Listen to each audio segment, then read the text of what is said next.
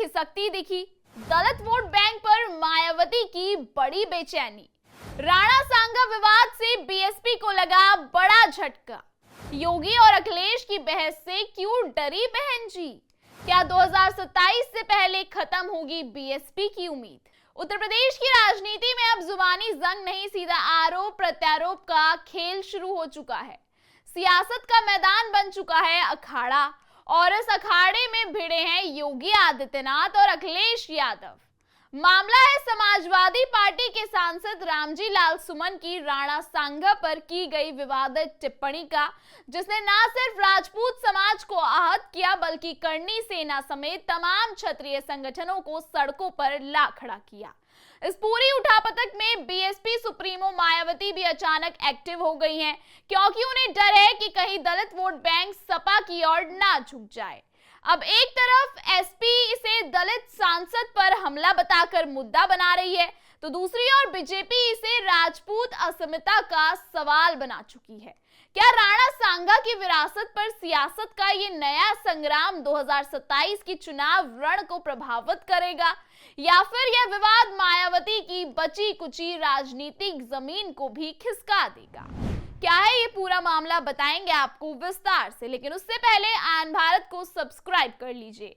नमस्कार, मैं हूं आपके साथ तनिषा भारद्वाज, आप देख रहे हैं आयन भारत। सीएम योगी और अखिलेश यादव की जबानी जंग ने मायावती की नींद उड़ा दी है, और इस बार चिंगारी भड़की है इतिहास के एक नाम राणा सांगा पर। समाजवादी पार्टी के राज्यसभा सांसद रामजी लाल सुमन की टिप्पणी ने एक ऐसा विवाद खड़ा कर दिया है जिसने न सिर्फ योगी और अखिलेश को आमने सामने ला दिया है बल्कि मायावती को भी असहज कर दिया है। समाजवादी पार्टी के सांसद रामजी लाल सुमन ने राणा सांगा पर आपत्तिजनक टिप्पणी कर दी। उसके बाद फौरन करनी सेना और तमाम क्षत्रिय संगठनों ने मोर्चा खोल दिया। प्रदेश भर में प्रदर्शन, पुतला दहन और नारेबाजी शुरू हो गई। करनी सेना ने इस बयान को क्षत्रिय अस्मिता पर सीधा हमला बताया। करनी सेना की मांग है कि रामजी लाल सुमन से माफी मंगवाई जाए, नहीं तो आंदोलन और तेज होगा। वहीं एसपी ने इसे दलित सांसद के खिलाफ साजिश बताया है। अब यह विवाद केवल एक बयान नहीं रहा, यह बयान बन चुका है जातीय ध्रुवीकरण का मुद्दा। इस पूरे घमासान के बीच सीएम योगी आदित्यनाथ ने कानून व्यवस्था के मुद्दे पर अखिलेश यादव को घेरा, तो अखिलेश यादव ने कहा बीजेपी और करनी सेना मिलकर दलितों की आवाज को दबा रही है। इस पूरे मुद्दे पर एक तीसरा चेहरा है मायावती, यानी कि बहन जी। बीएसपी सुप्रीमो की चिंता इस बात को लेकर है कि कहीं बीएसपी यह मुद्दा भुनाकर दलितों में अपनी पकड़ मजबूत ना कर ले। इसलिए मायावती ने फौरन मोर्चा संभालते हुए समाजवादी पार्टी को दलित विरोधी करार दिया।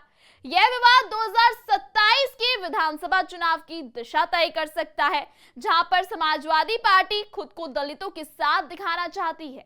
वहीं बीजेपी पूरे विवाद को राजपूत अस्मिता के सवाल से जोड़ रही है। इस जातीय उबाल के बीच मायावती की दलित केंद्रीय राजनीति एक बार फिर बैकफुट पर जाती हमें दिख रही है।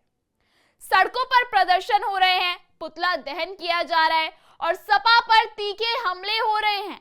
करनी सेना इसे क्षेत्रीय अस्मिता पर हमला बता चुकी है। वहीं समाजवादी पार्टी इस पूरे विवाद को दलित सांसद की आवाज दबाने की साजिश बता रही है। वो बार बार बोल रहे हैं कि बीजेपी बड़ी साजिश कर रही है। मुख्यमंत्री योगी आदित्यनाथ ने जहां ऐतिहासिक प्रतीकों का अपमान न सहने की बात कही, वहीं अखिलेश यादव ने जवाबी हमला करते हुए इसे भाजपा प्रायोजित राजनीति करार दिया। इस पूरे घटनाक्रम में बीएसपी सुप्रीमो मायावती की चिंता भी साफ झलक रही है, क्योंकि उन्हें डर है कि दलित वोट बैंक सपा की ओर ना मुड़ जाए।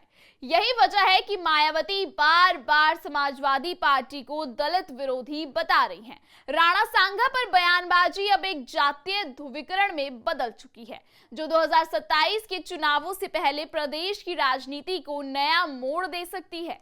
मायावती को लोकसभा चुनाव के दौरान बड़ा झटका लगा था। आप सबको पता है कि 2024 के लोकसभा चुनाव में दलित समुदाय ने बड़ी संख्या में इंडिया और एनडीए गठबंधन को वोट देकर बीएसपी को झटका दिया। फिलहाल इस खबर में इतना ही। इस तरीके की खबरों को देखने के लिए बने रहिए आयन भारत पर।